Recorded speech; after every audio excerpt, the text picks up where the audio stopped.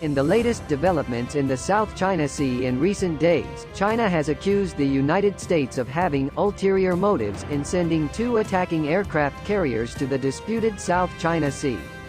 According to Chinese state media, Beijing said it was ready to face the challenges posed by Washington.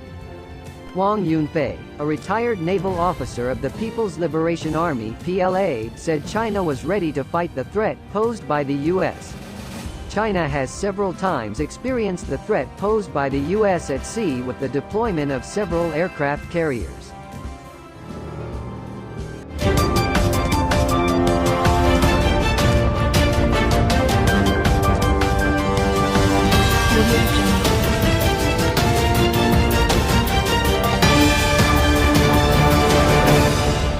Determination to maintain territorial integrity, sovereignty and maritime interests will not be shaken after the latest threat posed by the U.S.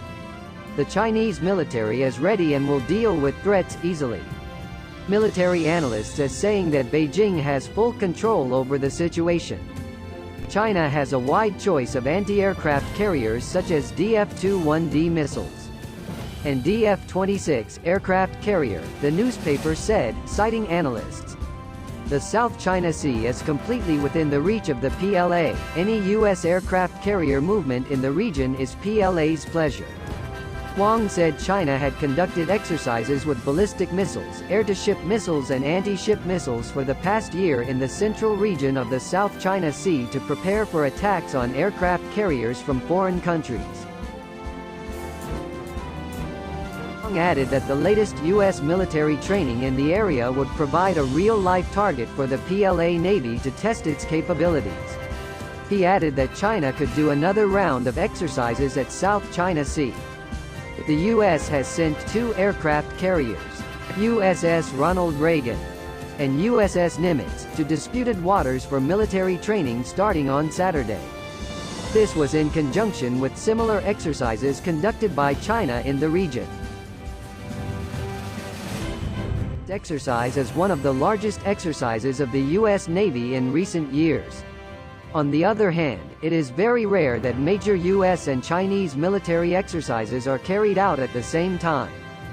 They, China, have seen us, the U.S., and we have seen them, said Rear Admiral James Kirk of Nimitz as reported by the South China Morning Post. We have hope that we will always have professional and safe interactions. We operate in very dense waters, lots of sea traffic of all kinds. Chinese Foreign Ministry spokesman Zhao Lijian on Monday said the situation in the South China Sea was stable. But he claims that the U.S. aims to cause problems between Beijing and Southeast Asian countries. The U.S. deliberately sent military deployments for large-scale training in the South China Sea, and to show off its muscles, Zhao said. They have ulterior motives. The United States created divisions among the countries in the region and made militarization of the South China Sea. The U.S. move comes a few days after China began its military exercises, which lasted from Wednesday to Sunday, near the disputed Paracel Islands. USS Nimitz has been training in the waterway with another 7th Fleet aircraft carrier, USS Ronald Reagan, since last Saturday 4/7 to coincide with U.S. Independence Day on July 4. The U.S. Navy has also brought aircraft carriers to show strength in the South China Sea in the past. But, this year's training took place amid increasing tension with China. U.S. analyst Carl Schuster, former director of operations at the U.S. Pacific Command Combined Intelligence Center, said the U.S. 2 aircraft carrier exercise demonstrates a strength that, at least for now, is owned only by the U.S. Navy. China only has 1 aircraft carrier that is fully operational, with the second approaching that status. But both do not have the size and ability to transport as many aircraft as 2 U.S. Navy aircraft carriers. And the 2 aircraft carriers have just finished operating with the 3rd, USS Theodore Roosevelt, near the Philippine Sea. The different scale of combat power shown between the People's Liberation Army Navy training and the United States Navy will be seen.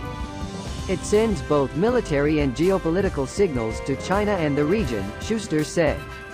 U.S. Navy training shows who has greater potential strength.